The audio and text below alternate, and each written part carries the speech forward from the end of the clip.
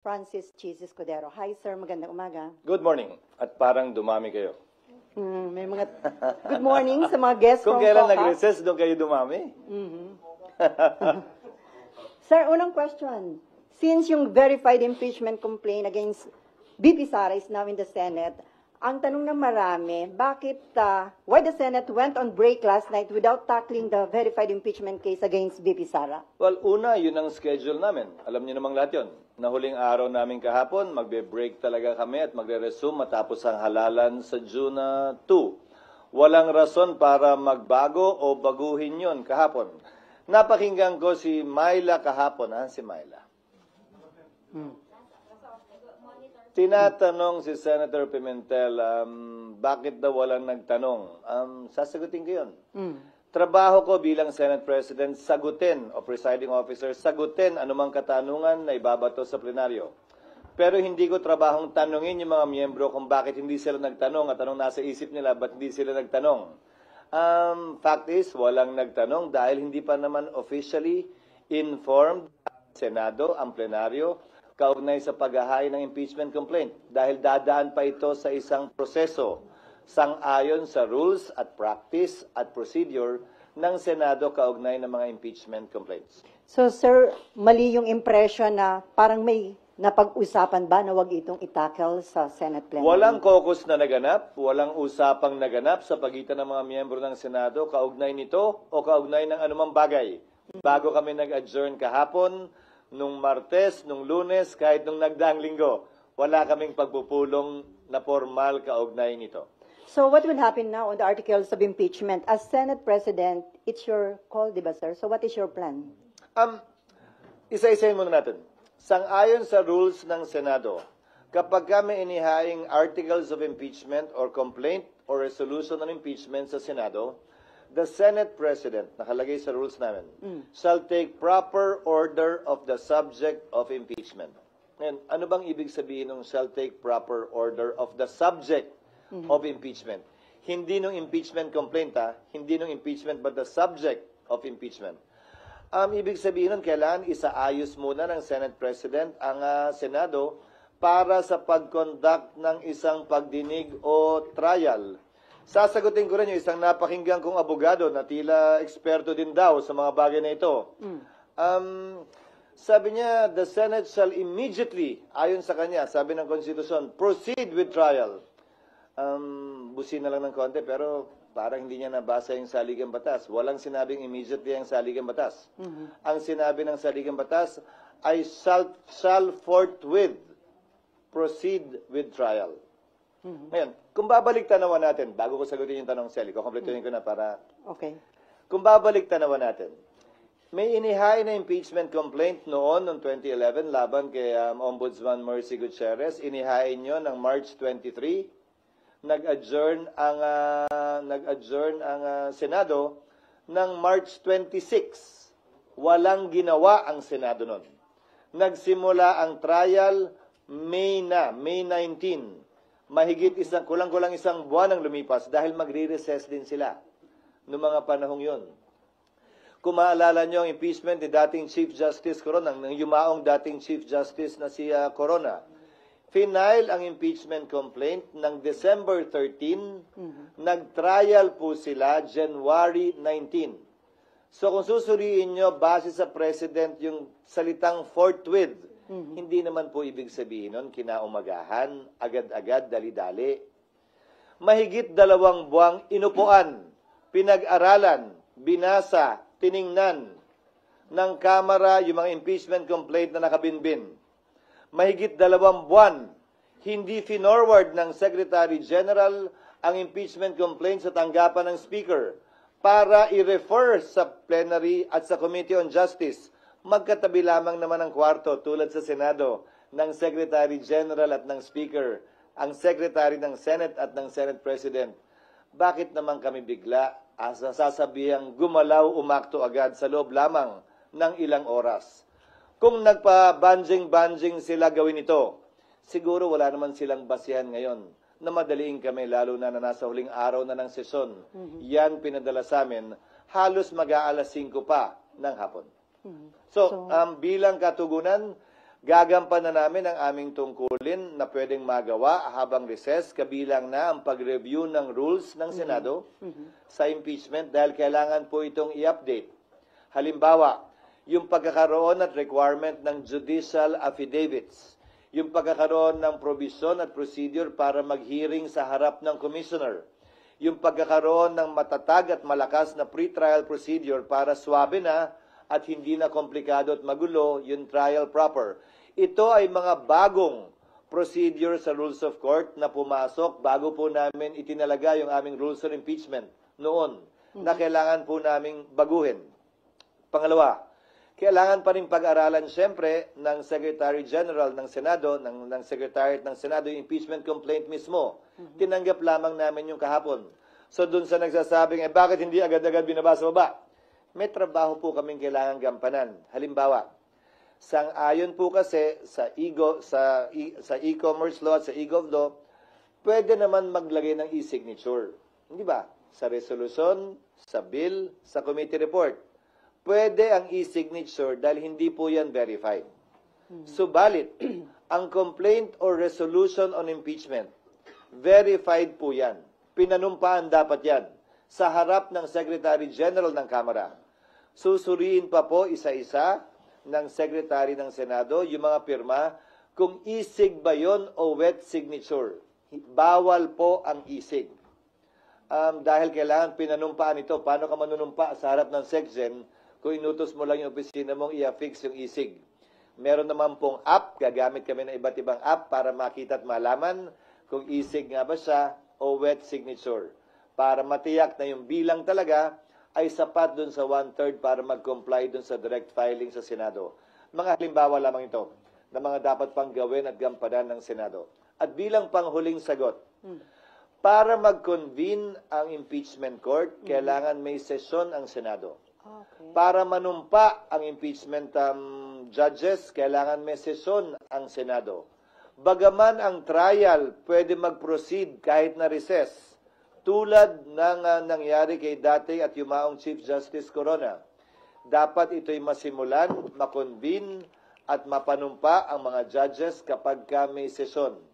So kung may mangyayari mang aksyon o kaganapan kaugnay nito, yan ay mangyayari sa June 2, pag-resume ng Senado, matapos ang eleksyon at pasayan ng mayoriya ng Senado kung aamyendahan ba yung rules, anong ilalagay sa rules, i-authorize ba tulad ng nasa rules of court ngayon na suppletorily applicable na pwedeng mag-hearing habang recess dahil may 12 senador pa namang maiiwan natatawid hanggang 2028 pa ang termino, kabilang ako.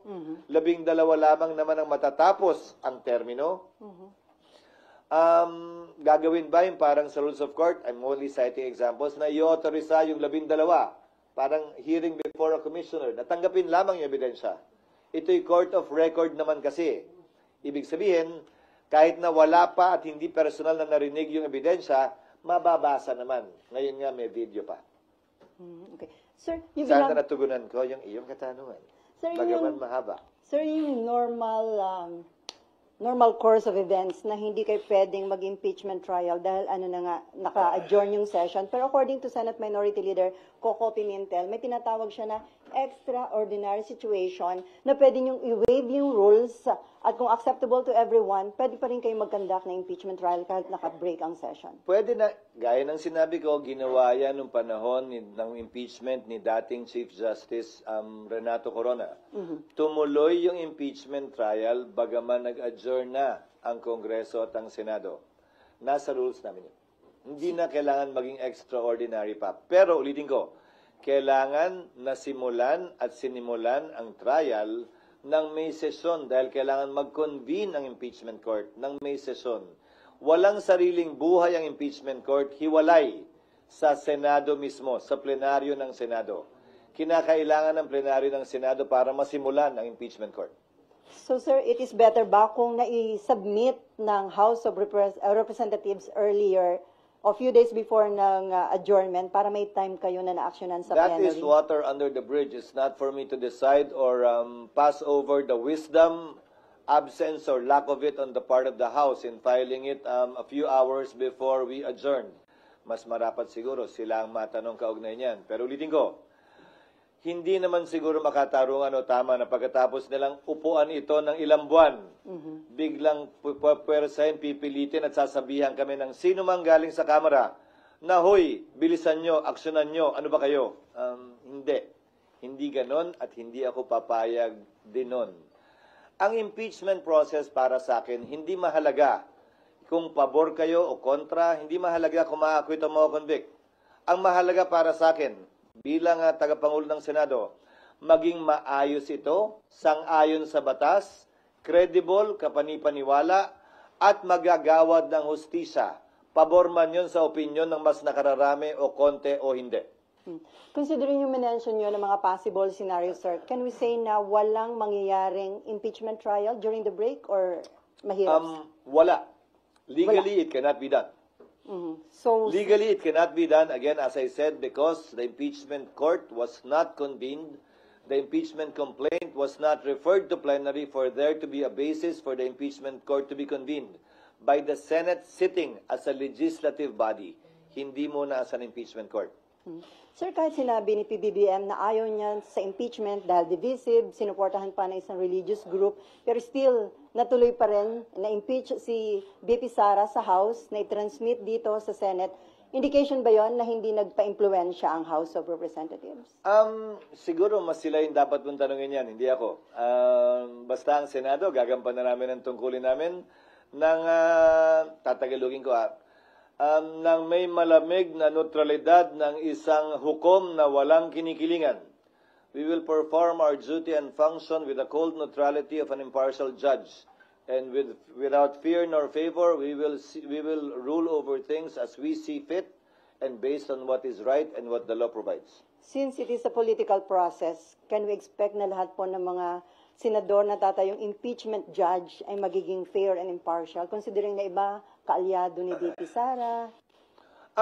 It is a political process, pero para sa akin, ito'y masasaksihan ng ating mga kababayan, tutunghayan ng ating mga kababayan.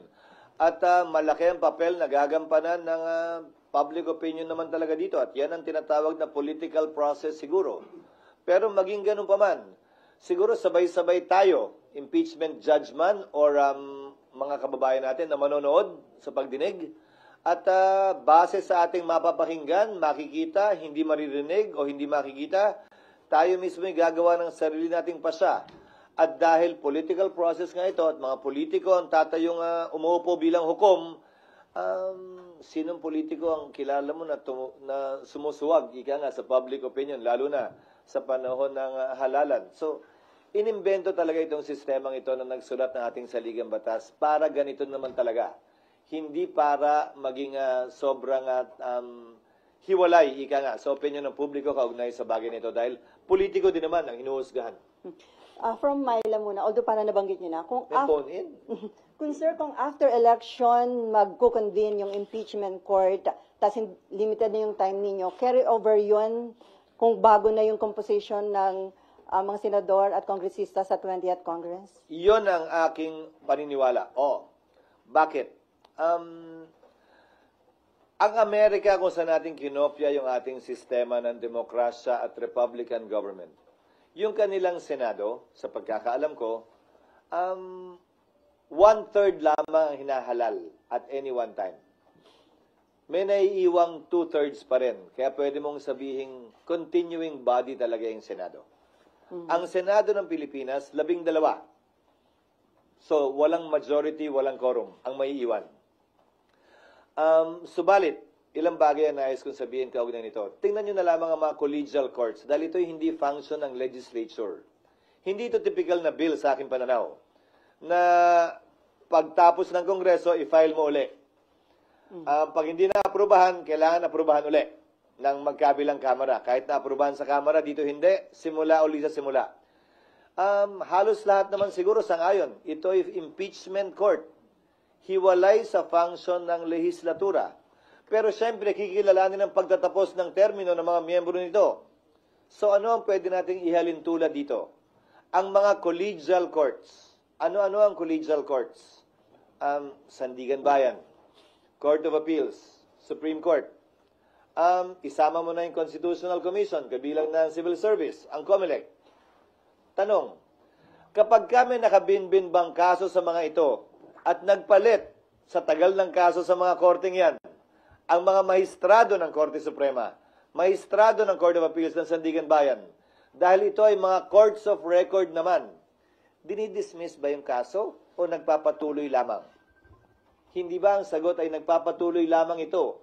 Patuloy lamang yung mga kaso maski nagpapalit ang bumubuo ng collegial court na yon, tulad lamang ng impeachment court. Lalo na court of record din ang impeachment court, kung saan magpalit man, mag-absent man, hindi man mapakinggan ng personal ng impeachment judge, pwede pa rin siya gumawad ng desisyon base sa record na tinanggap ng ebidensya ng impeachment court. Sir, may patanong lang si Nimpa. Paano Paano ko magpatawag? Asan ba sila? Nasa press officer. Paano daw ko magpatawag ng special session si PBBM? Pwede nyo na actionan yung impeachment? Oo, pwedeng mangyari yon, pero ang pagpapatawag ng special session sa aking pagkakaalam ay hindi para mag-convene ng impeachment court. Sa aking pagkakaalam, ang pagtatawag ng special session ay para sa mahalagang bagay at panukalang batas na kailangan ipasa ayon sa ating saligang batas. Hindi ito isa o saklaw marahil ng probisyong yon, kaugnay ng special session. Pero haharapin namin yon pag nandiyan na. Siyempre, pag nagpatawag ng special session, sang-ayon man kami o hindi, siyempre, alam namang hindi kami mag-attend. Okay, Mav and then RG.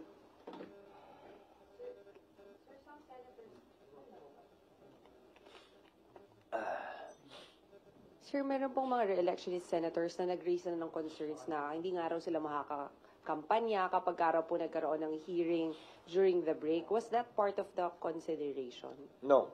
Again, we did not talk about that. Nobody discussed that with me, that particular concern. Again, because no caucus was held about it for the simple reason that I don't want to presume that things will happen before it happens. Mukha naman kami masyadong excited, di ba, na, ayun na, bukas, nandiyan na, liga, meeting tayo. No, we did not do that. We had a lot of work to do trying to rush pieces of legislation that I'm sure you don't want to ask about anymore and will not talk about, given the impeachment, na mahalaga din naman, na makabuluhan, at may malaking impact sa ating ekonomiya at bansa. Okay, RG. At ikaw, follow up lang dun sa kay Senator Bato. So, may Si basis... Senator Bato ba? Some senators lang ang sabi ni ma'am. Pero isa si Senator Bato na parang concern niya, parang talo sila o lugi kasi hindi sila makakapag-ikot habang ibang senatorial candidates makakapag-ikot. Actually, again, may basis yung concern. not necessarily. Tandaan mo, maraming senador maraming kongresista ang sumikat sa impeachment at naging senador. Maraming mga senador na nag-re-elect din base sa impeachment. So, depende. Dahil nakatutok ang lahat ng buong sambayanan doon, ayaw mo nun, di ka na mag-iikot. Kung yun talaga yung pakay mo, meaning. So, depende. Sagot ko ron, depende. Pero ulitin ko, hindi namin napag-usapan yan. But it can make or break re-election. Well, definitely. Pero it's a platform, it's an opportunity. Saan ka makakakita ng live na teleserye tungkol sa tunay na buhay ng tao na hindi susubaybayan? Nasa sayo na lang kung yung karakter mo ba'y kontrabida ron o bida. At wala pang bayad, free. Isa pa yun, walang bayad. RG. Hala. Okay. Okay, sir. Ang dami kasing pumirma dun sa impeachment complaint, about 215. Do you think that is reflective of the support for the leadership of the House? Hindi ko maintindihan kung saan nanggaling yung press release na yon ng Speaker. Sa pagkakaalam ko, ang impeachment complaint ay kaugnay sa pagpapanagot ng isang impeachable officer. At walang kinalaman sa pagsuporta sa liderato ng Kamara. Ihahalin tulad ko na lang siguro dito. Na ma-convict o ma-acquit ba sa dami o liit ng boto, magre-reflect ba yon sa suporta sa akin ng mga mambabatas dito sa Senado? Sana. Hanggat maaari, wag dating iugnay masyado sa politika o pangangampi ang prosesong ito dahil naihain na nga, ayoko nang bigyan ng kulay politika ito. Magkabilang kulay man, green man o red, o yellow o anuman. Sir, ang isa bang senatorial candidate can act as a defense lawyer? Candidate, what do you mean? Kasi may isang senatorial candidate, di ba? Parang may state, Attorney Vic. Sino? Attorney Vic Rodriguez. Nag-volunteer na agad siya? Oo. Kailangan muna siyang tanggapin ng kliyente bago siya makapag-volunteer. Parang, ang pag-volunteer ng abogado sa kaso, alam kong tawag dyan ay ambulance chasing. Hindi yata tama yun. Marapat ang kliyente, ang akusado, ang ini-impeach, ang mag-anunsyo ng kanyang mga abogado. At hindi para i-volunteer yung serbisyo ng abogado. Yan ay nasa ethics ng mga abogado. Okay, RG. Sir, I think in the past it was reported that the former president would like to be a defense counsel for the vice president. Actually, that would be expected. Sinabi na niya yan, abogado siya, abogado rin. Si Vice President Sara Duterte, abogado rin yung kanyang asawa. Hindi ko na ikakagulat yan kung mangyayari man yan. There's no legal impediment to that. There is none. So, sir, ko In consider... fact, even the Vice President herself can represent herself in addition to other lawyers. So, sir, i-consider nyo sa pag-draft ng rules kung papayagan ng isang senatorial candidate na maging defense lawyer? By that time, tapos na ang halalan. oo Hindi na nga. siya kandidato, abogado na Tama. lamang siya. Okay, Amor.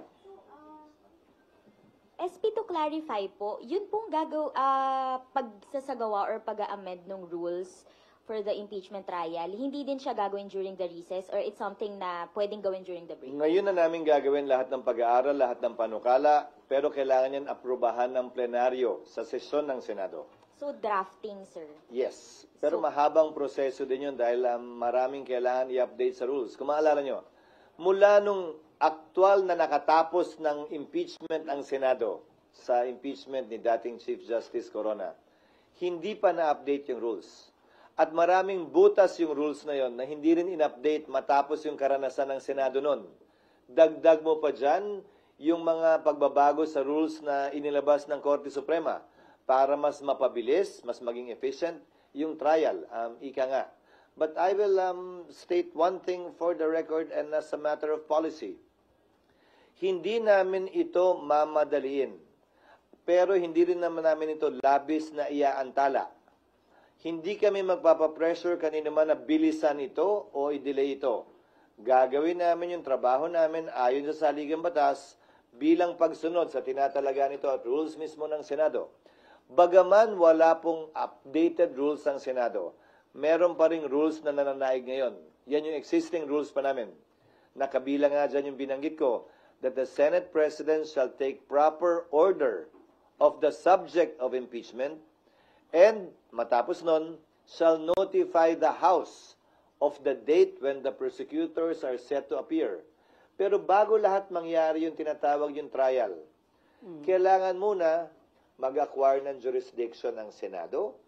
Sa ngayon na tinanggap na ng Senado yan, hindi na may kakailang nasa Senado na yan at impeached na si Vice President Sara Duterte. At bagaman hindi pa na-convene yung impeachment court, matter of course na lamang yon, ministerial ang pag-take ng jurisdiction ng Senado sa impeachment complaint na ito. Hindi na rin may kakaila yun. Pero, kailangan pa matapos mangyari yon, i-amend yung rules, i-update yung rules, i-convene yung court, or base sa rules, pag nagsabi ang rules na kahit na hindi pa kino-convene ang impeachment court dahil nga patapos na ang termino ng 19th Congress, baka pwedeng bigyan ng kapangyarihan yung mga maiiwan na magsagawa na ng mga prosesong pwedeng isagawa bago ang trial. Kabilang na halimbawa, ang pagpapasagot sa nasasakdal, ang pagbibigay ng pagkakataon sa prosecutor na sagutin yung sagot o reply dun sa answer, ang pagsusumite ng judicial affidavits ng mga testigo na magkabilang panig, ang pag-conduct ng pre-trial, pagkakasundo nila, o ito, concede na namin, tama na yan. Ito, hindi kami papayag dito. Pagdebatihan natin yan, presentahan natin ebidensya dyan. O pag-submit ng pre-trial brief.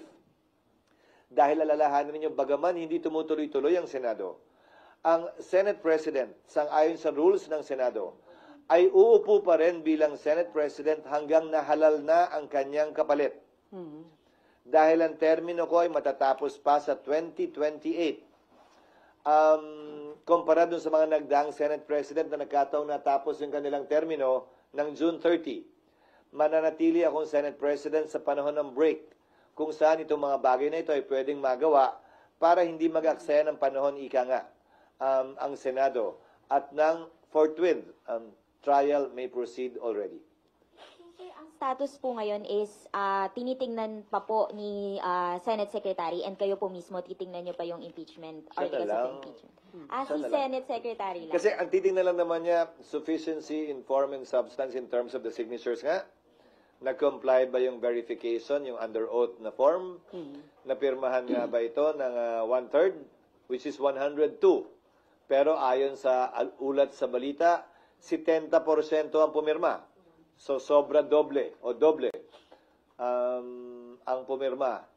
Sobra doble ang kinakailangan bilang ng pumirma.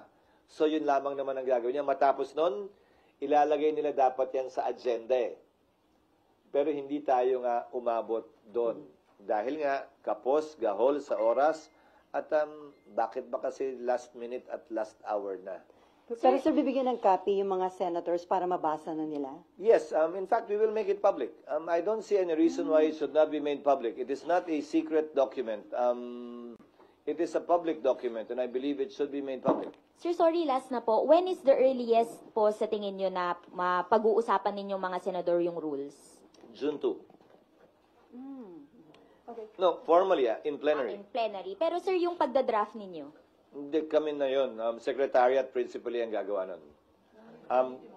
Hindi na mga senador? Hindi na siguro. Magkukonsultahan na lang kami either virtually about this and simply consult them on the rules. Okay, before Mayan, So, RG, to finish, siguro magda-draft ang secretariat. Papadala na lamang sa mga senador for comment or inputs. Para at least pag-resume namin sa June 2, medyo joined na yung issues. Ika nga, kung ano na lamang yung pagbobotohan kung meron man. okay, before Mayan, RG, Mav, and Cecil, may patanong lang dito, sir. Just to put on record, if BP Sara is found guilty by the impeachment court, does that mean she could no longer seek for any government position? Perpetually disqualified na po ba siya? Yes, the penalty for a person convicted in an impeachment trial is removal from office and absolute perpetual disqualification to hold public office, elected or appointed. Okay, Mayan, and then RG. Good morning, Mabel. sir. Sir, ako ba, ate? Ay, oo nga pala. Isa na una pala siya. Sorry, dalawang Sir, Mayan. sir, sabi mo kanina, kailangan amend yung rule, magkakaroon kayo ng pre-trial, mahabang proseso. Yung kay Justice Corona dati, umabot ng 2 months bago nagsimula.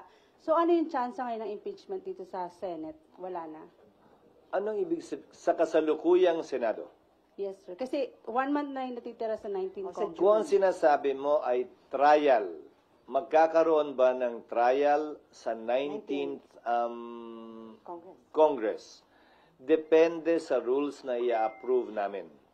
Kasi gaya ng sabi ko, isa sa mga posibilidad, yung innovation ng Korte Suprema of late, meaning pagkatapos ng rules namin noon, na pwedeng mag-receive ng ebidensya ang commissioners, na pwedeng buuin ng may iwang 12 senador, na maaaring magsimula ng bago mag-June 30.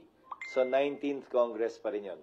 Kung yan ang magiging pasya ng Senado ng 19th Congress kaugnay ng rules. So may posibilidad. Trial pa rin yun Bagaman presentasyon ng ebidensya sa commissioner ang technical na salita, trial pa rin yun. Lalampas ng 20th Congress o aabot ng 20th? Aabot ng 20th Congress, oo. Okay, Mayan, okay. Halos tiyak na yon. Aabot ng 20th Congress at ang magpapasya na rito ay ang 20th Congress at hindi ang 19th Congress. Sir, Malalaman pa lamang natin yan matapos ang halalan. sir, may patanong uli. Si ERAP na pardon, pwede bang ma-pardon din si Sara at eventually run again? Yes, Erap was not impeached. Erap was convicted and then was pardoned. Yes. Yun dun Not yung by the pardon. impeachment court. Okay. Dahil hindi naman natapos yung impeachment ni dating Pangulong Estrada dahil sa EDSA 2. Okay, Mean. Sir, to be clear lang, Hindi pa ba clear? hindi pa clear. Hindi. Sir, kasi yung natanong na kayo na pero para lang mas malino. Yung kay Senator Coco, na sinasabi niya yung special circumstance na pwede pa rin magkasundo kayo 100%, mag-convene kayo ng impeachment court during the break. Hindi na yun mangyayari. Only when, as I said, the impeachment court was convened. When we, the legislature, the Senate as a legislature, took note or took cognizance of the case, were all sworn into office and convened the impeachment court. Hindi naman nangyari lahat yun During session.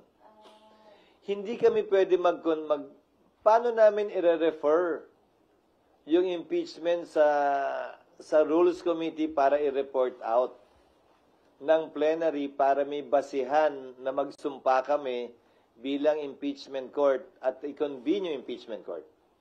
Paano namin gagawin lahat yun ng walang sesyon? So parang dapat sana kahit paano na-report out man lang kagabi sa session. Tapos after nun, kahit hindi kayo nakabuo ng impeachment court, pwede during the break bumuo? Hindi pa rin. Kailangan kasi yung Plenary pagsumpa namin at pag-convene ng impeachment court is in session. Ulitin ko ba't ba nyo kami minamadaling gumalaw ng ilang oras? Process lang. Sila mahigit 2 buwan, inupuan, pinag-isipan at pinag-aralan yan. Siguro naman entitled kami ng ilang araw man lang. Okay, RG, and then si Mav, and then Excuse me, sorry. Cecil. Sir, of course, there are those na may mga nagre-react na doon sa sinabi nyo kanina that it cannot be done during the break and that sa June 2 na ang earliest action. What is your message to them? Magbibingi-bingi ang School of Acting ako dun sa mga pabor sa impeachment complaint at laban kay Vice President Duterte. Magbibingi-bingihan din ako dun sa tutol sa impeachment at ayaw kay Vice President Sara Duterte. Hindi namin trabahong pakinggan sila. Trabaho namin gampanan yung aming tungkulin. Sa abot na aming mga kaya, base sa itinatalaga ng batas at hindi base sa gusto ng magkabilang panig na klaro ay partisano, pabor man o kontra sa impeachment, pabor man o kontra kay Vice President Sara Duterte. Wala kaming pakialam sa mga yan. Sir, just to be clear, until the Senate renders a decision on the merits of the case, she remains Vice President. Definitely yes. That is what the law states. Pero sir, right now, Unless, just for the sake of argument, because this was in part of our history, March 23, and I hope I will not be misquoted for this, March 23, final ang impeachment complaint laban kay Mercy Gutierrez. March 26, kinonvene ng Senate ang impeachment court, tapos nag-adjourn agad. In-announce na May 19 o May 9 ang impeachment case i-hear. April 29, nag-resign si Ombudsman Gutierrez. So that is the only instance na hindi matutuloy yung impeachment. Dahil ang parusa lamang sa impeachment ay pagkakatanggal sa pwesto and perpetual disqualification. May posibilidad sana na tinuloy ng Senado yon. Dahil yung resignation ay pagkakatanggal lamang sa pwesto. Pwede pa sana nilang ituloy yun para dun sa absolute perpetual disqualification. Pero minabuti ng Senado noong panahon yon na wag nang ituloy at i-dismiss na yung kaso. pero sir, right now, walang nang pressure o kumakausap sa iyo from both sides para yung isa, bilisan, aksyonan, o iba naman para upuan itong Well, impeachment. maraming bumabanat sa media magkabilang panig na gustong madalhin o gustong Wag aksyonan. i-dismiss ito. Pero walang epekto naman. At tulad ng sabi ko, hindi ko papakinggan yung mga boses na yan. Ang papakinggan at susundin lamang namin ay yung tinatalaga ng batas, ng aming rules, at kung ano ang tingin naming tama, parehas, patas, at magbibigay ng mas mataas na kredibilidad sa proseso ng impeachment. Ano man ang kalabasan o maging resulta nito.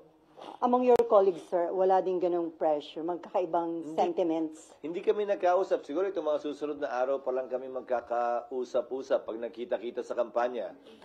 Pero ulitin ko, walang nangyaring meeting, pagpupulong o caucus na napag-usapan ito para yung mga sentimentong binabanggit nyo ay masabi o mailahad na aking mga kasamahan dito sa Senado. Okay, Mav, Cecil, and then Robert. Sir, pwede pa explain lang po na magkaiba yung session days sa trial days. Iba yung legislative calendar. Iba. Nung nagdaan, ang ginawa nila ay, kung naalala ko, tama, hapon ba? Yung sa Corona? Opo. Sa umaga yung regular Hapon, session. tapos sa umaga yung regular session. Pwede rin naman naming gawin uli yun. Or baliktad, umaga yung hearing, may takdang panahon, at yung session ng wala. Para mas mahaba yung talagang trabaho namin na legislasyon. Kesa may cap yung trabaho namin sa legislasyon, we can switch it up. Pwede naman namin pagbaliktad rin yun. Yes, ma'am. Sir, kapag po nag-convene ng impeachment court, do you have the power to compel VP Sara to appear here? She cannot say no. Kapag ka kinakailangan, oo. Pero kapag ka hindi kinakailangan, the accused, the subject of impeachment, the respondent, the defendant in an impeachment case, can waive his or her appearance. Kinakailangan lamang naman, ayon sa rules of court, na mag-appear ang isang defendant o akusado, una kapag ka-arraignment, para sabihin niya, inaako ba niya o sinasabing hindi niya inaako yung mga paratang laban sa kanya, o pangalawa, pag kailangan siyang i-identify ng isang testigo. Maliban sa dalawang pagkakataong yon, merong ika nga waiver of appearance na tinatawag sa ilalim ng rules of court that has supplementary application sa impeachment court. Di ba si Chief Justice Corona inaresto during the trial because he tried to walk out? No, hindi siya inaresto. Pinigilan siyang lumabas. Nandito na ako nun. Pinigilan siyang lumabas dahil sa kalagitnaan ng kanyang testimonya, tumayo siya, bumaba, at sinubukang lisanin yung korte. Isa pa pala yun, kailangan namin gumawa uli ng ganon. Sira na yun. So may limit ba yung ipipresent? Naalala mo yun, RG, yung sira na yun. Oo, yung Maghahanap pa. Kaya nga, wala na. Kinain na ng ana yun. Pero sir, may limit ba yung pwedeng i-present na witness ng prosecution and defense panel o wala? Wala, pero yan ay pagkakasunduan sa pre-trial. Naulitin ko, pwedeng magawa bago magsimula ang 20th Congress para nga hindi kami pabanjing-banjing at nag-aaksaya lamang ng panahon. Ulitin ko, hindi namin ito mamadaliin, pero hindi rin namin labis na ipagpapaliban ito ng walang dahilan o rason. Okay, Cecil.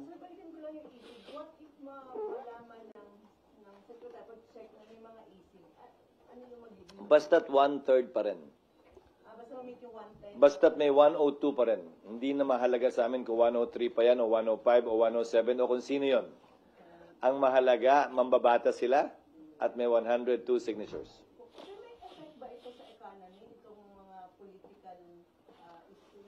Ano mang ingay ng politika, palaging may posibleng epekto sa ekonomiya. Pero ang pangontra dyan ay kapanipaniwala at stable na proseso at procedure. Tulad ng sinusubukan kong gawin ngayon at i-establish ngayon. Para yung expectations ay tempered, walang tanong na hindi nasagot, walang alinlangan kung ano ang mga mangyayari sa susunod na araw, linggo at buwan, sa kabila ng anumang ingay na nagmumula sa pabor o kontra sa impeachment, sa pabor o kontra kay VP Sara. Ito, ang mga binabanggit ko sa inyo ngayong umaga, ito ang magiging proseso ng impeachment sa mga susunod na linggo at buwan. And lalo magkakaroon ng confidence yung mga investors na okay naman yung situation sa Oo, dahil ang impeachment ay isang prosesong nakasaad naman sa saligang batas. This is not an extra constitutional process. In fact, this is a purely constitutional and legal process provided for in our Constitution on how to make certain high officials of the country accountable for their actions and or inactions, specifically as alleged for alleged culpable violation of the Constitution, bribery, treason, graft and corruption, other high crimes, and betrayal of the public trust. Okay.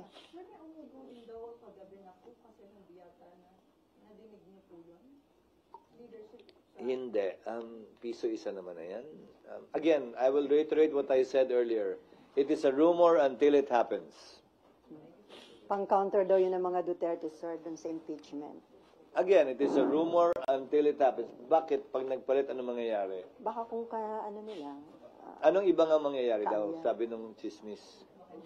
Hindi matuloy. Anyway, Robert, and then Mean, Amor, and Raymond. Sir, balikan ko lang po yung discussion nyo kanina regarding dun sa special session. Sabi nyo po pwede ang special session provided na ipinatawag ng Pangulo dun sa mga mahalagang panukalang batas. Granted po na may special session, halimbawa magkakasama na rin kayo. Yung possibility na matakel pa rin ito bilang sidelines halimbawa or kaya i-convene yung impeachment court po, pwede po ba yun? Posible. Posible, but that is a subject matter to be decided upon by the plenary. Kasi ang kapangyarihan ng Senate President ay i-agenda lamang ito. Yung ginagawa naming mga referral sa floor na walang nag-object, sa anumang oras pwede mag-object kahit sino at pwedeng pagbotohan yon bago ma-refer. Lahat ng ginagawa namin sa plenaryo are done through a proper motion. At kung mapapansin niyo, parang gas-gas na lang sa tenga siguro, masyado na kayo at tayong lahat sanay. Palagi nagtatanong ang presiding officer, is there any objection? There being no objection, is approved. So, pag may nag-object, pagbobotohan. Pero lahat ng naganap o nagaganap sa plenaryo, pinahintulutan ng mga miyembro. Last na lang po. Sir, ano po ang mangyayari halimbawa po yung uupong hukom na senador, may kamag-anak po na kongresista na pumirma doon sa impeachment halimbawa ng Vice President. Ano pong mangyayari sa kanila? Ang pag-inhibit ng huwes sa rules of court man o sa rules on impeachment ay voluntary sa parte niya.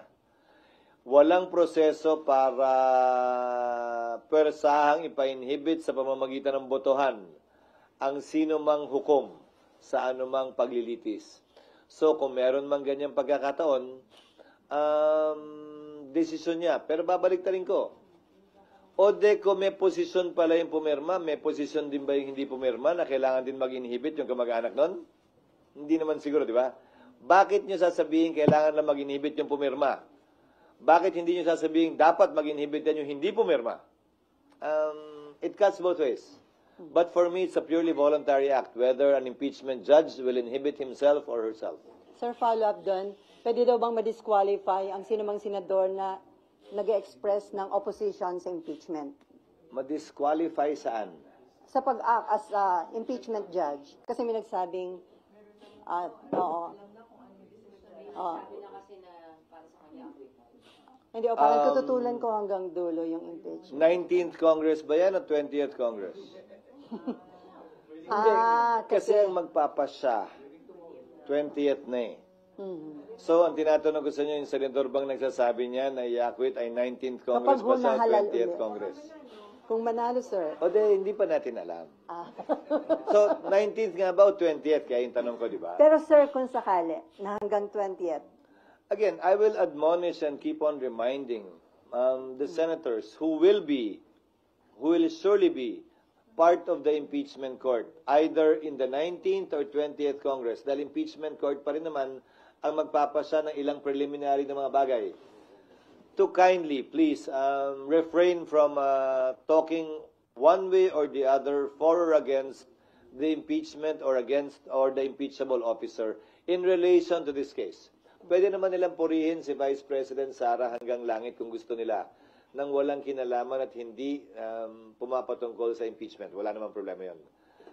Pero this is a mere reminder and admonition. Wala naman akong kapangyarihang pigilan o busulan ng kahit na sinong miyembro na nais magsalita kaugnay nito. Mayan, Amor, and then RG. Ay, Raymond pa pala, sorry. Actually, mainit dito. Mainit siya. Hindi niya ka-jacket-jacket. Kaya lang malulunod ako sa... Sir, good morning. So ito kasi walang jurisprudence, walang president na yung tumanggap na composition ng Senado sa impeachment complaint ay itatransfer doon sa incoming Congress. So ano yung parang legal or constitutional basis natin na pwede nga na ma-push through doon sa incoming new composition of Congress? Tama ka na unang beses lamang mangyayari ito sa Pilipinas. Sa Amerika, hindi. Pero sinabi ko rin na may pagkakaiba. May pagkakataon sa Amerika na tumawid na yung impeachment sa panibagong kongreso. Pero ang pagkakaiba nga, 2/3 kasi ng senador doon ay naiiwan pa. Dito, 1/2. Pero, tatawid ang pagiging Senate President kung hindi pa tapos ang kanyang termino tulad ko hanggang 20th Congress. So, gaya ng sabi ko kanina, may basehan tulad ng ibang collegial courts. Ulitin ko, yung mga nakabinbin bang kaso sa Korte Suprema, pag may nag-retire na justice, 1, 2, 3, 4, 5, dismissed yun at kailangan mo mag-file uli. Yung mga nakabinbing kaso ba sa Sandigan Bayan, sa COMELEC, sa Civil Service, sa Court of Appeals, dismissed ba yun pag may nag-retire na isang maestrado? Ang sagot din ay hindi. At yun siguro ang pinakamalapit na analogy, comparison na pwede natin gamitin sa impeachment court, na collegial court din. Minsan nga, bibigyan pa kita ng mas malalang sitwasyon. Yung ordinaryong korte natin, na isa lang ang judge, nag-retire yung judge. Ibig sabihin ba nun, lahat ng pending na kaso sa korte niya, dismissed? At kailangan i-file uli dahil nagpalit ng judge? Court of record ang ating mga korte tulad ng impeachment court. Siguro ang basihan ay hindi na tumutuloy-tuloy yung Senado or semi-continuing body ang Senado. Ang basihan ay court of record ang impeachment court. At dapat lamang na magpatuloy yon hanggang matapos yung kaso. At hindi dito dapat kinikilala yung pagpapalit noong nakaupong mahistrado tulad nga ng sa ordinaryong kaso. Kung yun nga, criminal case, ang kapalit at ang parusa pagkamatay o kung may death penalty o habang buhay ng pagkakakulong. Tuloy-tuloy. Ano pa kaya ito na administratibo lamang? Ibig sabihin, wala itong kulong, wala itong parusang kamatayan. Pagkakatanggal lamang sa pwesto at pagbabawal na humawak na anumang pwesto sa gobyerno. Okay, Maan, Amor, and then RG. Sir, sabi niyo ipapatawag lang si VP Sara pag kinakailangan. Pero what if gusto niyang magsalita, sir? Walang Pwede. karapatan po niya yun. That is part of the rights of an accused under the Bill of Rights to confront his or to confront the witnesses against her. Karapatan po niyan. Mag-attend araw-araw, kada hearing, magsalita bilang abogado. Dahil pwede siyang tumayong abogado para sa sarili niya. O tumayo pa nga bilang testigo. Umupo bilang testigo. Pwede po yun. Nasa sa kanya. Pero hindi siya pwedeng piliting tumestigo sa kaso. Because it will violate, on the other hand, the right against self-incrimination. Kumbaga, hindi siya pwedeng patawag ng prosecution at pwersahang paupuin doon para tanungin kung ayaw niya. That cannot be done. Sir, yung nangyari kay CJ Corona noon, pwede rin po ba, o gagawin nyo ng rules to, na magsi-statement lang ayaw niya ng Q&A? Hindi pwede. Dahil sang-ayon sa rules of court that is suppletorily applicable to impeachment the impeachment trial, may karapatan mag-cross-examine ang kabilang panig sa sino man testigo ipepresenta ng kabilang panig. So, pag nagpresenta ng testigo ang prosecution, may karapatang i-cross-examine yan ng depensa. I mean, sir, si VP Sara, kung just in case No, na parang kung sino man nga, karapatan yan ng kabila.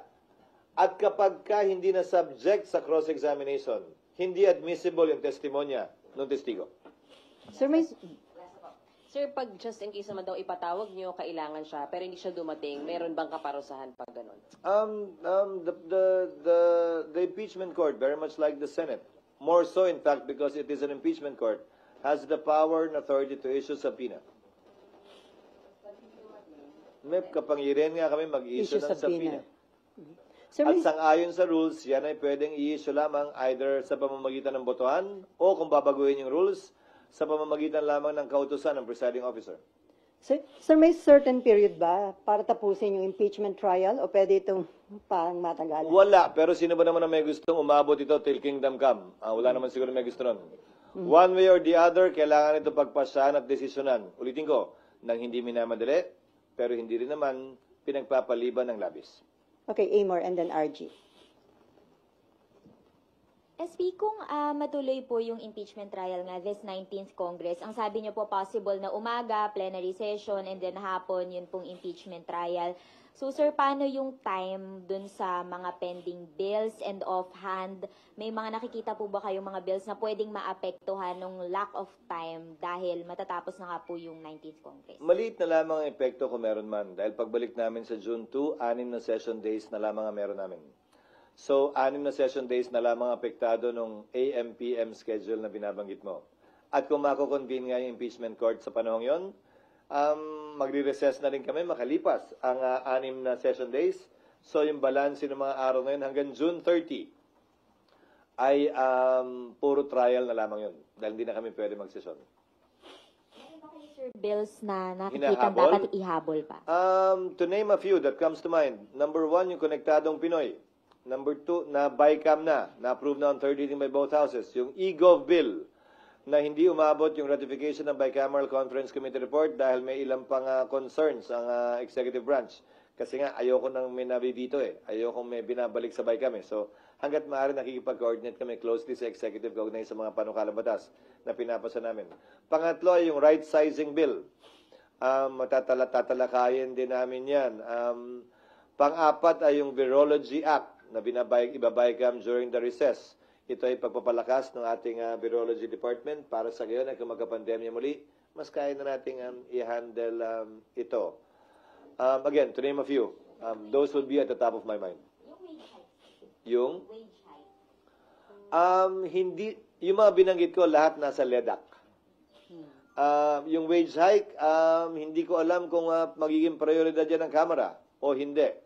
Pero kung maalala nyo, ulitin ko, nagpasa kami ng wage hike, mahigit 1 taon na ang lumilipas, 100 pesos. Pinasaya ng Kamara recently lang. Pero ang ginawa ko ay inappointan ko ng bicameral conferees lahat ng mga bill na pending. Para sa gayon ay, kung sakasakali, mapag-usapan yan. Maliban na lang kung sinabi ng Kamara na hindi sila interesado dyan.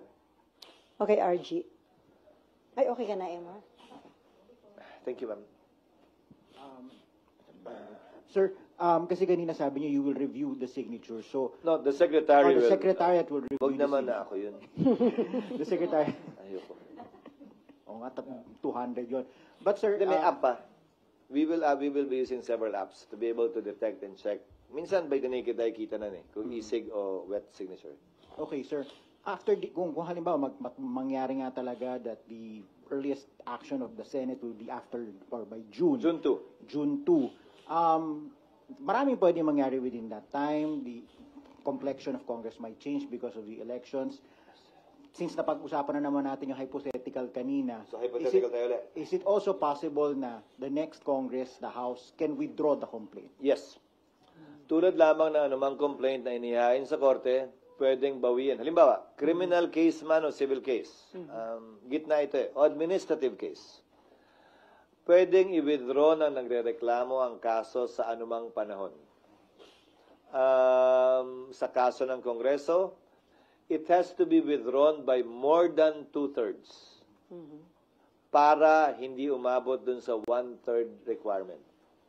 Ngayon, kung tatanungin mo, paano yan? Nagkaroon na ng jurisdiction yung Senado Pwede pa bang bawiin yun pagdating ng panahong yun ng panibagong Kongreso?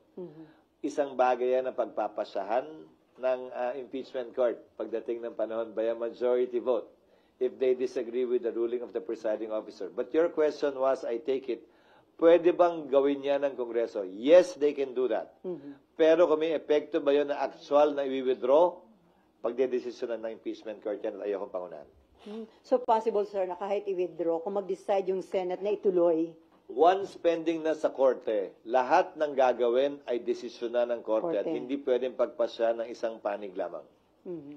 Okay, before Mab, sir, may nagpapatanong, although na-explain nyo na ito before, paano daw kung ma-impeach or ma-convict dito sa Senate si BP Sara, paano daw yung pag-appoint ng papalit sa kanya? Sang-ayon pa rin sa saligang batas tulad ng nangyari matapos ang EDSA 2 nung pumalit si dating Vice President Arroyo kay Pangulong Estrada. So yung Vice President naging presidente, naging bakante yung Vice Presidency. Nag-appoint si Pangulong Arroyo mula sa Kongreso, Kamara at Senado. Ang requirement ng edad, ang lahat ng requirement para maging senador at kongresista at vice-presidente, presidente ay pareho, maliban sa edad. Ang kongresista, 25. Ang senador, 35. Ang requirement para sa vice president and president, 40.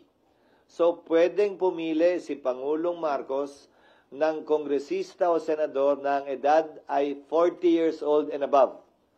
Matapos siyang pumili bilang kanyang nominado, pagbobotohan yan by a majority vote ng magkabilang kamara, House at Senate. Voting separately. Simple majority, voting separately. Ano? You are highly qualified. I don't think there's a senator below 40. So, sir, qualified ka nga. No, hindi ako. But lahat ng senador ay qualified at yung mga mambabatas na 40 and above ay qualified. Yun yung pool ng qualified na mga taong pwedeng i-nominate. Kung i-nominate ka, sir, open ka na maging vice president. Ayokong pag-usapan yan because it's unfair. We will be sitting as an impeachment court. Pero sa totoo lang, mamaya sabihin ko sa iyo kung bakit mamaya sabihin ko sa iyo kung bakit ko ayaw. Yung pagbobotohan ng House and Senate, what if hindi ba ako majority? Alin, kung ayaw, then deemed rejected, pili sa ng bago. Ano ba? Kailangan i-confirm, ha? Pag hindi kinonfirm ng Kongreso voting separately by a simple majority, hindi siya, pili uli ng bago. Pero kinonfirm ng hindi ni-reject. Oo, in-appoint siya and then A simple majority confirmed the nominee of then President Gloria Macapagal-Arroyo. Okay, Mark. Okay, hi, SP. I understand you clarify na kanina na Yeah, maaaring 20th Congress na po yung the Yes. eventual ending. No? But working under the scenario na under the 19th Congress, we have 23 senators. So 2/3 of 24 seats po ba yung vote to convict or 2/3 of the 23 current? Yeah. Still of 24 because always favorable to the accused. So there's already one favorable vote in the 19th Congress sa impeachable officer because that officer cannot vote in favor of the impeachment to comprise 2/3. 16 pa rin. Sir, yung length ng impeachment depende sa mga evidence at dun sa proceeding. Wala namang certain dapat 3 months tapos na yung Wala akong balak ilagay na cap, walang cap sa rules, pero gaya ng sabi ko, through judicial affidavits, bagong rule ng Korte Suprema yan sa Rules of Court, and a stricter, longer, more complete pre-trial brief. Hindi magtatagal naman siguro ng ganun katagal. Lalo na, continuous trial talaga ito. Day to day, we will conduct the trial. Monday to Friday, Monday to Depende na, ulitin ko, sa magiging rules ng Senado. Pero nung kay Corona ba, Monday to ano ba yan? Thursday. Oo, Parang okay pahinga naman. ng Friday. Basta hindi na abot ng Sabado at Linggo yan. Kung ang teleserye nga hanggang Biyernes lang, di ba? Huwag na natin paabutin ng Sabado at Linggo. Sir, yung pre-trial. O, tumatawad ka na ng 4 days. Yung kay Corona. So, hindi nalalampas ng teleserye 5 araw sa isang linggo. Yung pre-trial, mga ilang araw lang yun, sir. It'll only last for a few days. Actually, even 1 day kung nagkakasundo na sila. Given the amount of time involved, yung itong panahong to, hindi lamang Senado ang dapat na mag-aral, maghanda. Ang dapat sana mag-aral at maghanda rin ay yung magkabilang panig. Let me give notice to both sides.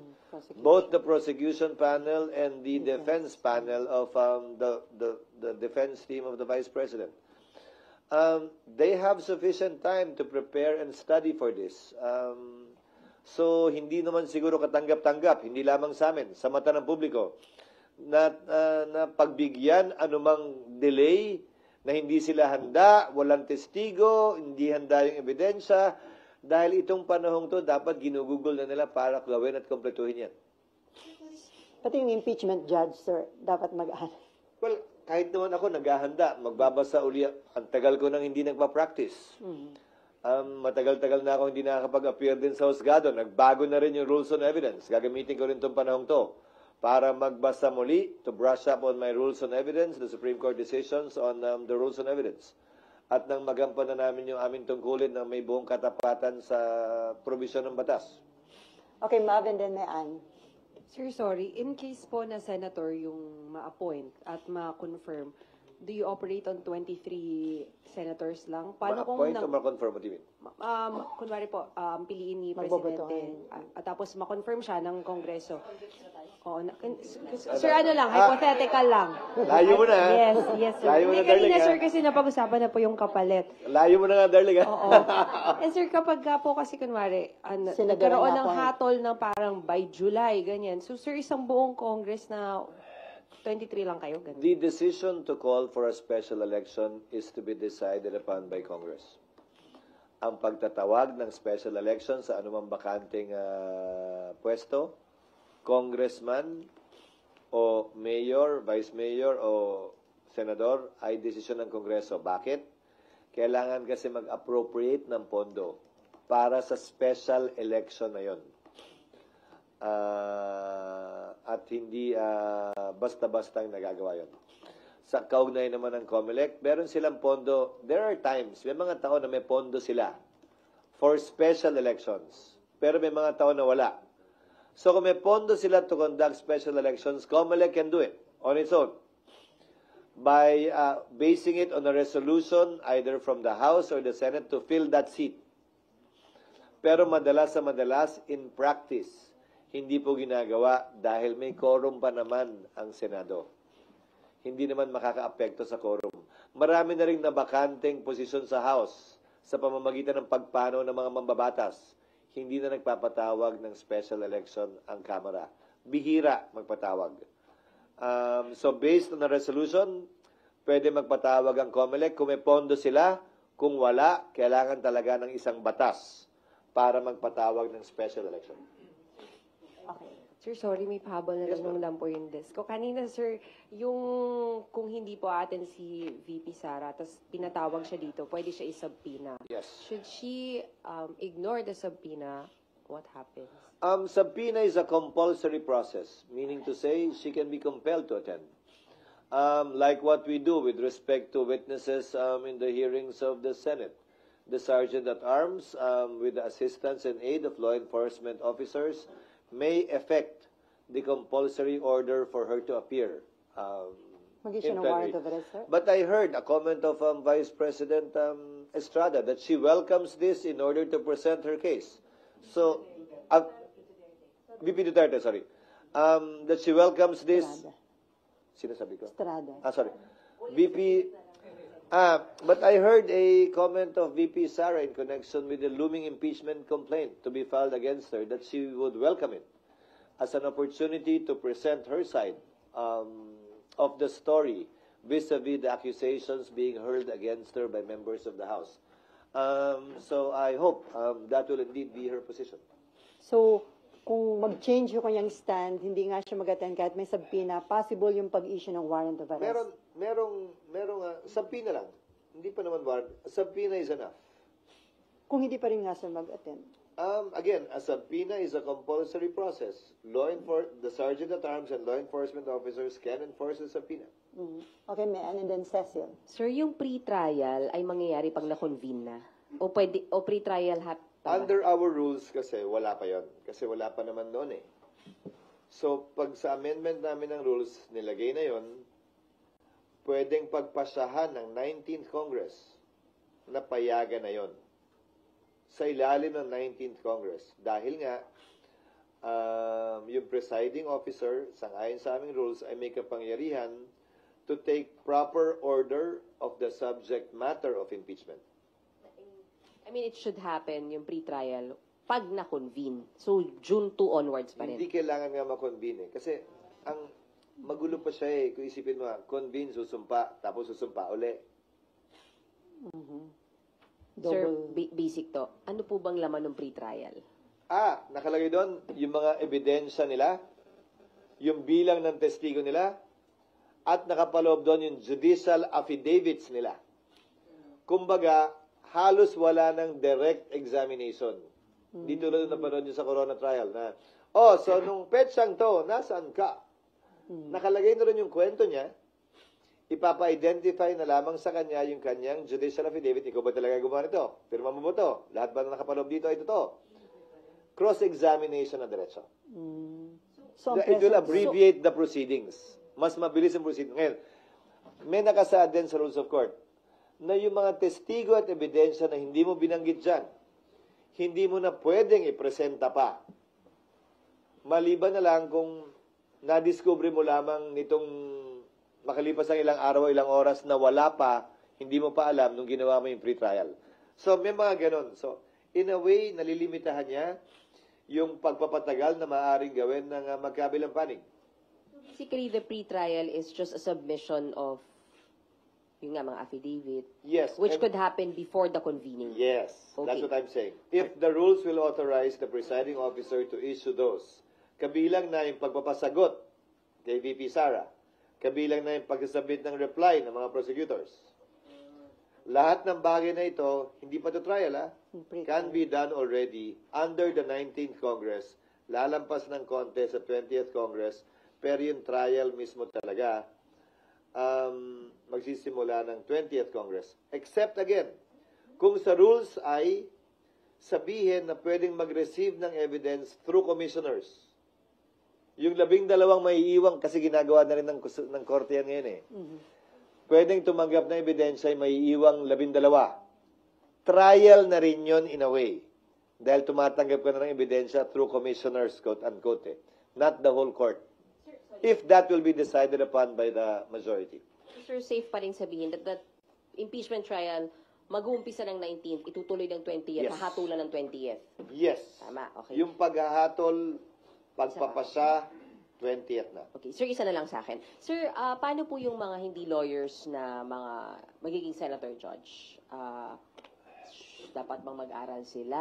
May mas extra effort ba sa kanila dapat? Oo, dahil yung abogado nga mag-aaral eh. Ako nga mag-aaral eh. So lahat kami dapat mag-aaral. Pero kung susuriin nyo, ilan ba ang abogado din naman ngayon sa 19th Congress? Ako, Senator Pia, Senator Alan, Senator Tol, Senator Coco. There are 5.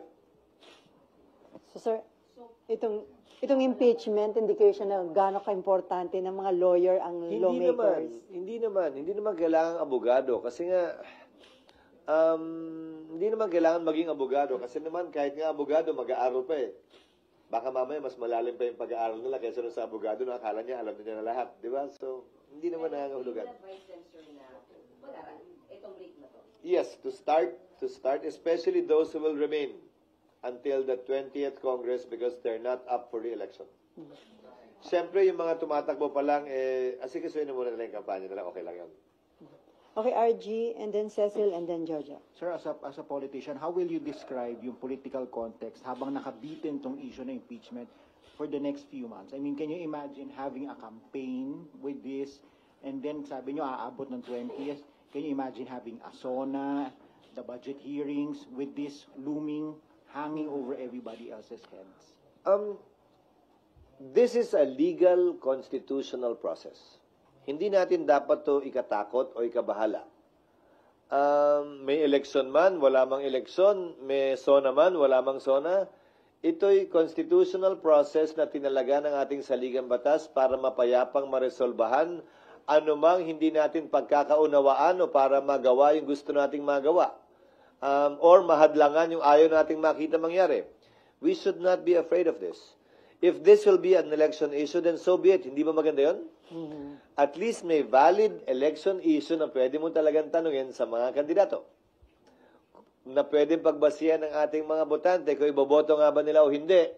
Ang partikular na kongresista o senador. At least yung dalawang pwestong yun man lang. At least it will be in a way issue-based. At hindi nakabase lamang sa personalidad. So we can look at it positively too, in a way, given that there is an issue we are facing in time of during election and campaign season. So magiging election issue nga ito, sir. Kasi after election pa yung start. I think it will be. And given what I said, that it's the 20th Congress that will actually decide on this, both the prosecution side and the impeachment judge side. Sino magbe-benefit kung maging election issue ito, sir? The public? Definitely the public. Sino ba naman ang tatalikod, tatagi at may ayaw sa isang issue-based election kumpara sa isang personality-based election? So makaka-apekto ito sa magiging voting decision ng... Ngayon, Ang problema lang, siyempre, issue siya, so tatanungin ng mga tao. Kung boboto kita, anong boto mo sa impeachment? Di ba? Sa kabilang banda, kailangan maghunos dili naman din sila. Kasi para pa kami nag-trial, kung may desisyon na agad sila, hindi pa nga napapakinggan yung ebidensya. So, siguro panawagan ko na rin to dun sa mga tumatakbong senador bilang isa sa 12 may iwan, hindi bilang tagapangulo ng Senado. Bilang isa sa 12 may iwan, na maghunos dili din naman sila.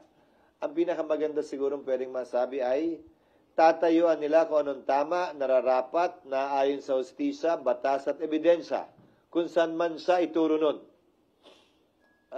Sapat na sigurong kasagutan yon kesa, pag ako nanalo, acquit talaga yan. Pag ako nanalo, convict talaga yan.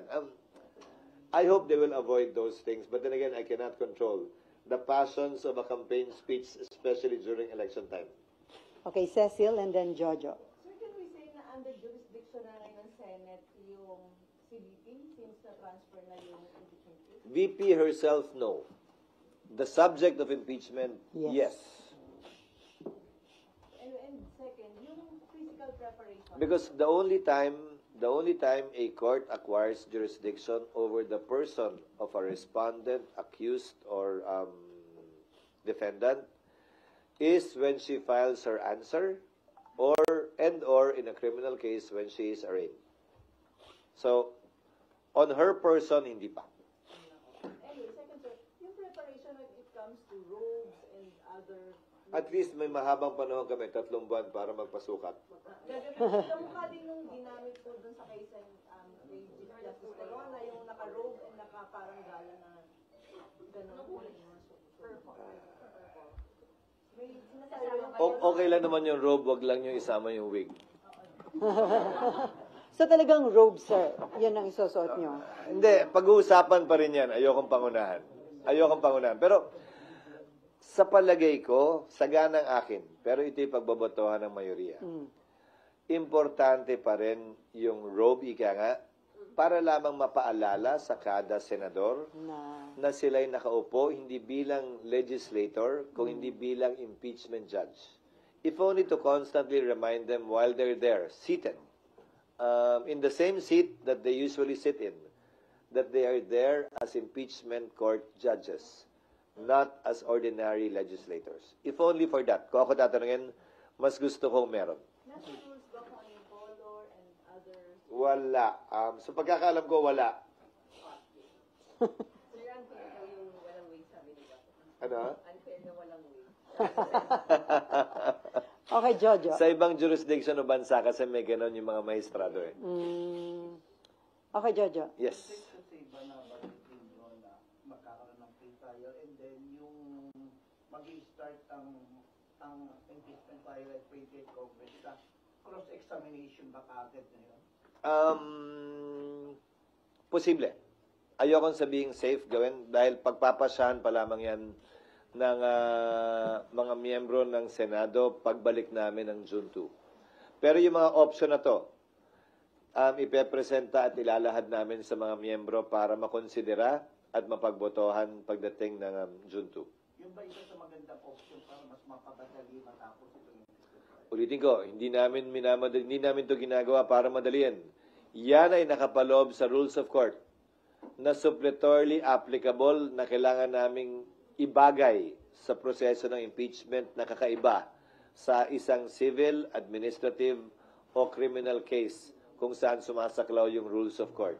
So, pagpapasyahan yan ng Senado pagbalik namin. Pero lahat ng options na to ipepresent namin sa kanila. Okay, last 3 questions from Poca. Uy, ubusin nyo na para hindi na wala ng interview pagkatapos nito. Thank you, Sally. Bakasyon na eh. Sir. Yes, of Sir, course. good morning. May bisita pala tayo ngayong umaga. Medyo marami kami. Yes. Sir, you perfectly remember the moment when that envelope was not opened during the impeachment trial of President Estrada. I was a congressman, yes. Yes, I sir. remember that. I was not here. Yeah. I'm sure that you totally want to avoid such a volatile political impasse. But how?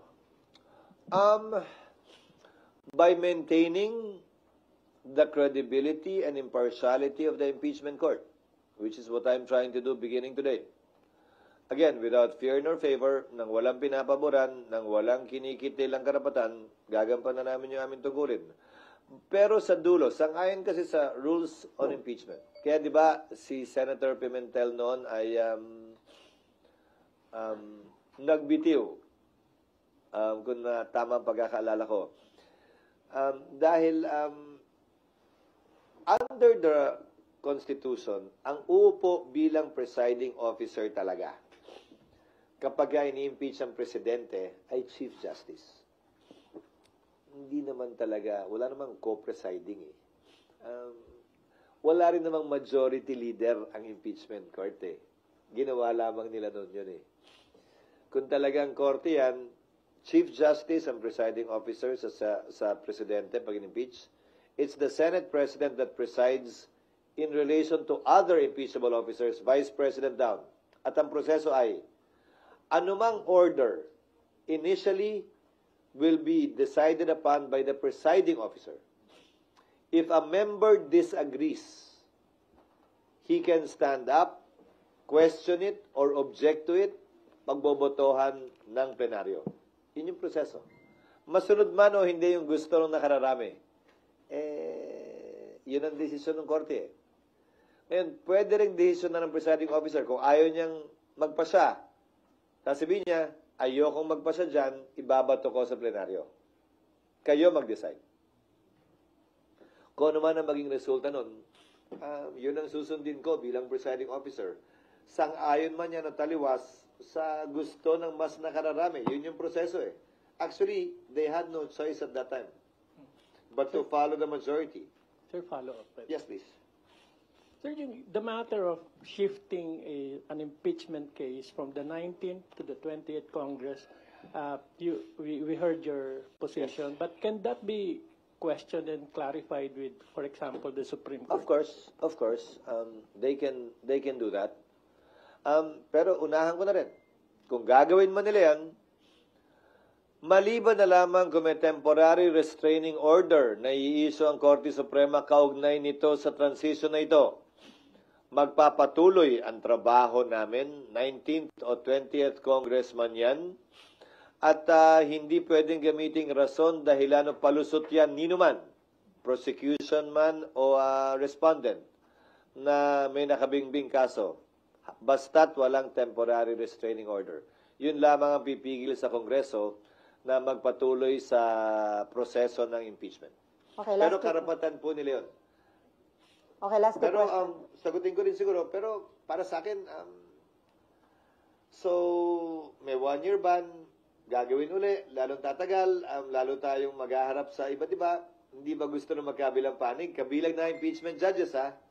Hindi ba natin gustong lahat na matapos ito? One way or the other. And I think it's in everybody's interest. Teka, last 2 question na lang tayo. Hindi, okay lang. Sige. Okay lang, basta wala ng interview pagkatapos ito. Okay. Okay, go ahead. SP, good morning.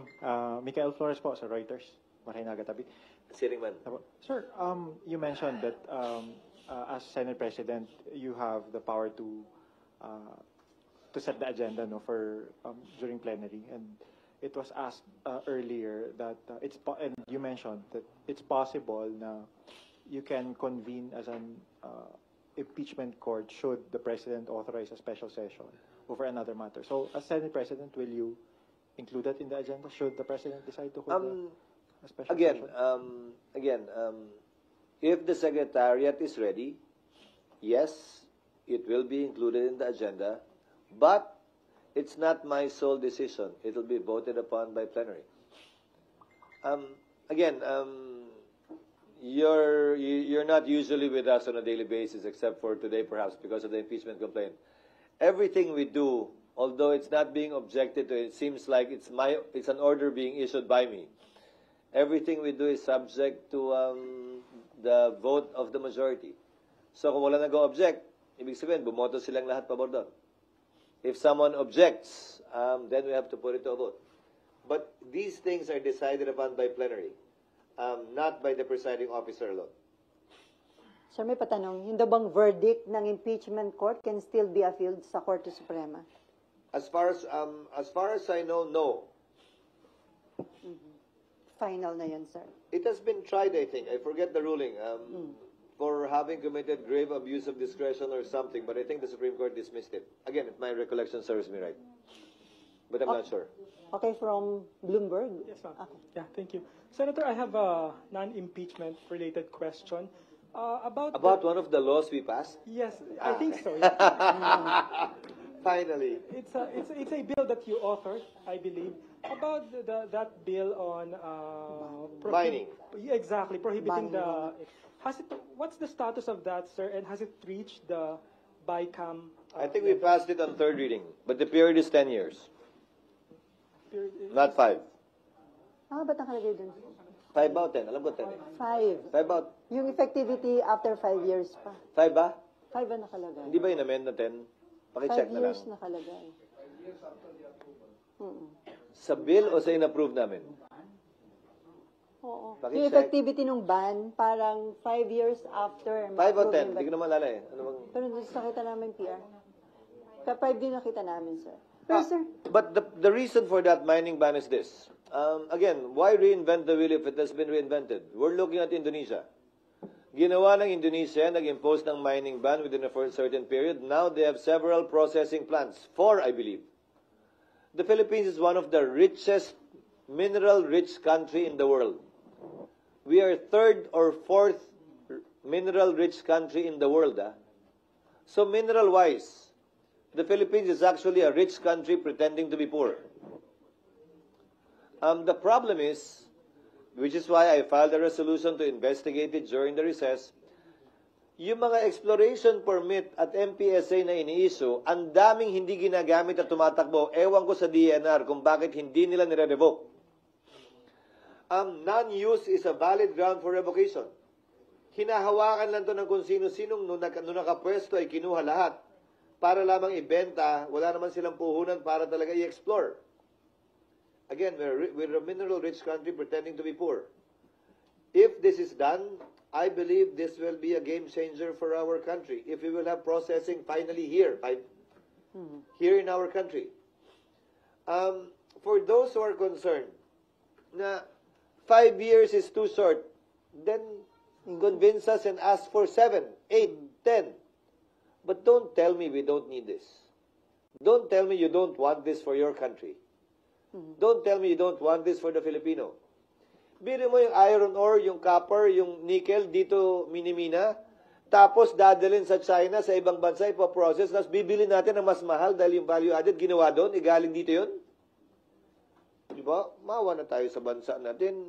Sa dami ng batas na pinasa natin para sa mga negosyante, pasa naman tayo ng isa kahit paano.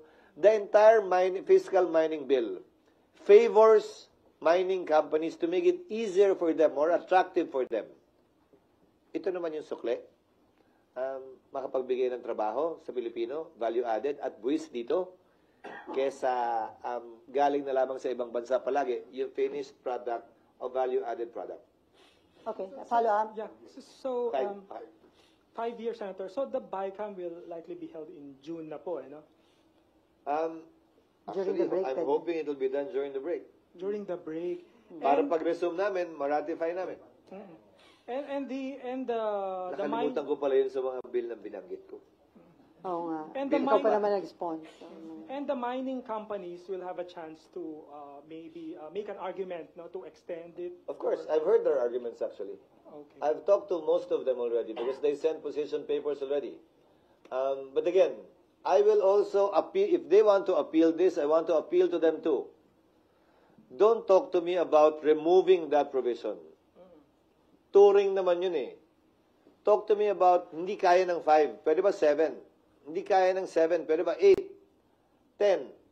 But don't tell me we don't need this. Don't tell me that we should not do this. Because that is clearly wrong and un-Filipino. So, sir, once implemented, may estimate magkano yung additional income at additional job opportunities ang mabibigyan nito? Wala, kasi wala tayong malaking steel plant dito. Sinasabi nila palagi may problema sa kuryente. Noon yun. Former President Marcos, Ferdinand Marcos Sr., believed that no country without a steel industry will ever industrialize. And if you look at every other country in the world, except for Singapore perhaps, given the limited territory they have, we need to have our own steel industry. Ang typical na sinasabi nila, mataas daw ang presyo ng kuryente rito. Darling, kaya mo yun. Kaya mong iyan yun. Okay. Nawala. Ay, nawala tuloy. Sorry. Mataas yung presyo ng kuryente, pero hindi naman with solar, with renewable, these issues can be addressed. So I hope, again, I am hopeful because this is clear. There is no vested interest behind this proposal. The only interest behind this proposal is the best interest of the Filipino people and the nation for us to develop finally as a country. Okay. Sir, Yes, ma'am. Buena Bernal of CNA, Channel News Asia. Can we get an English soundbite on? So the elections were gathered. Hirap yun, ah. Yes, please. The signatures at the House were gathered pre-election, where, as you know, political influence is high because of the carrots that could be there. Now, unwittingly or otherwise, the Senate, you say post-elections, would be the impeachment trial court. But now, because that's a constitutional process, and there are quarters who say that this is political vendetta, can you talk about the Senate, this body where you are a leader, being a political tool to affirm what experts have described as a core problem in Philippine politics, which is personality politics? It cuts both ways. I will try to English as best as I can. It cuts both ways, remember. You referred to carrot politics, but given that it's election time, those who signed may have been blinded by that. I'm not saying that they were. But what about those who did not sign? Weren't they motivated by politics as well? It is a political process.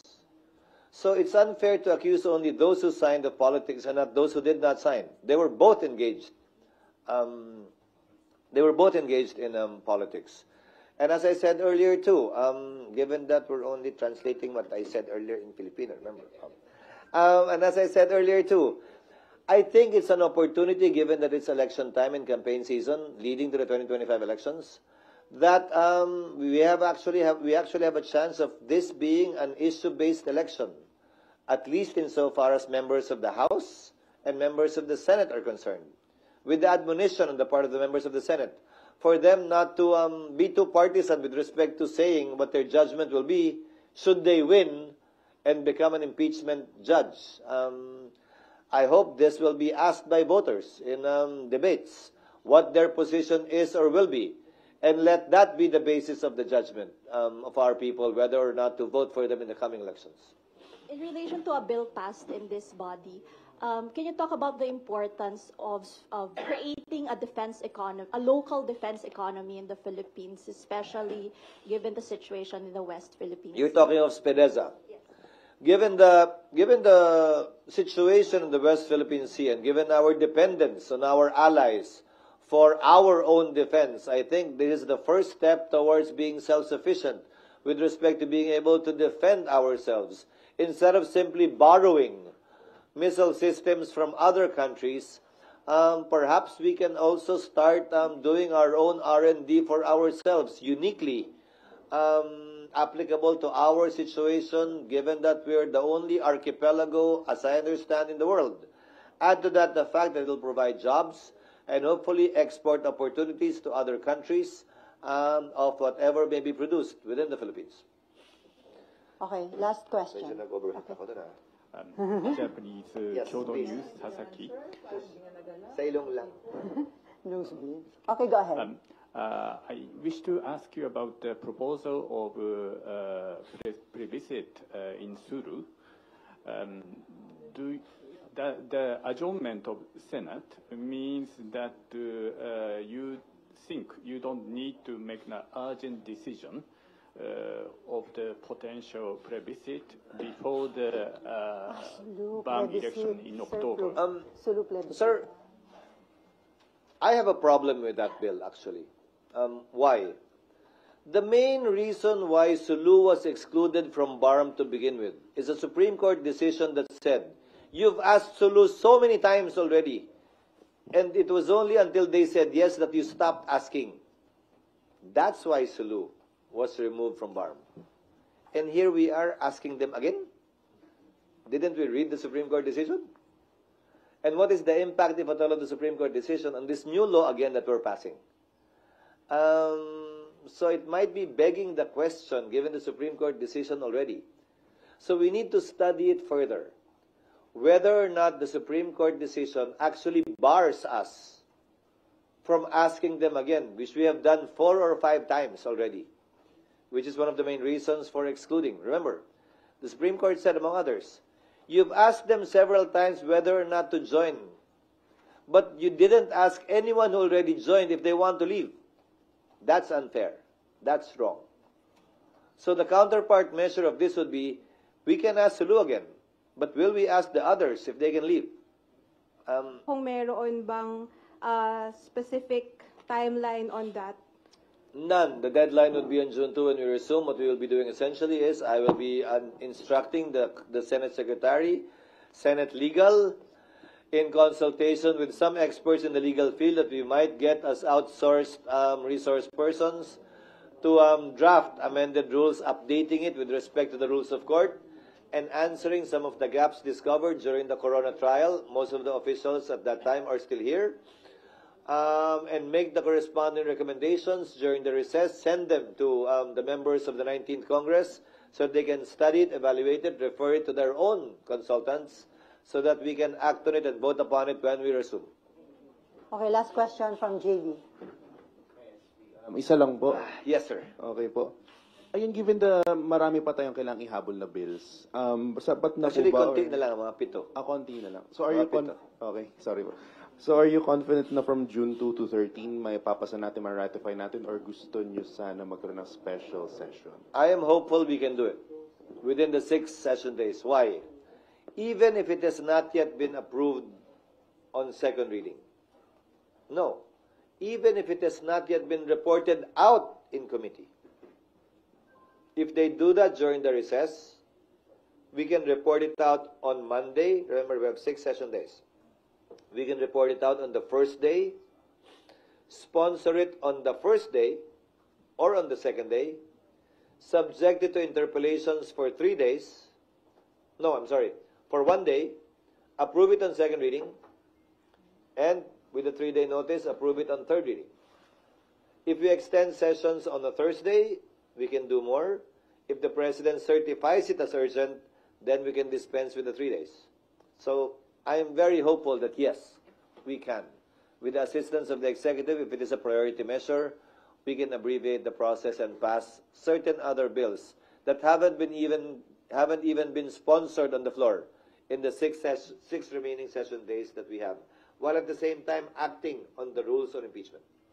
Okay, sir, pahabol na lang. According to Senator Amy Marcos, ayaw niya ng impeachment, ayaw niya ng destabilization, ayaw niya ng gulo sa ating bansa. Ang reason, ang dami na daw problema, mataas ang presyo ng bilihin, naghihirap ang mga Pinoy. So, impeachment ba at destabilization ang solusyon? Nakakahiya, bagkus daw na harapin ang dumaraming tunay na problema ng bansa.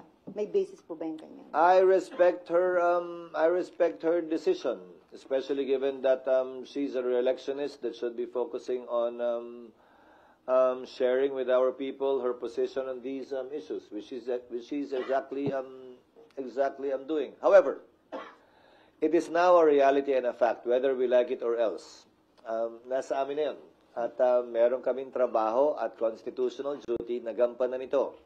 Ang panawagan ko at ang sisikapin kong gawin, gaya ng sabi ko, tiyakin na ito yung magiging patas, parehas na ayon sa batas, walang kinikilingan at walang pinapaboran. Higit sa resulta, ang importante ay kapanipaniwala at may kredibilidad ang proseso. Yon ang aming tututukan at bibigyan ng pansin. Pero yung gano'ng statement, hindi makaka-apekto sa kanyang pagiging impartial or fair as impeachment judge. Again, she was talking of the impeachment process. Not, again, okay lang naman sabihin, bakit ba? Sana wag na lang. Karapatan niya yun. Okay. Wala naman siyang binanggit o sinabi kaugnay sa boboto sa pabor o kontra. Doon sa nasasakdal. Okay, on that note, thank you so much, Senate Uy, wala President nang Jesus interview Cadero. pagkatapos No more. Wala na akong sasagutin.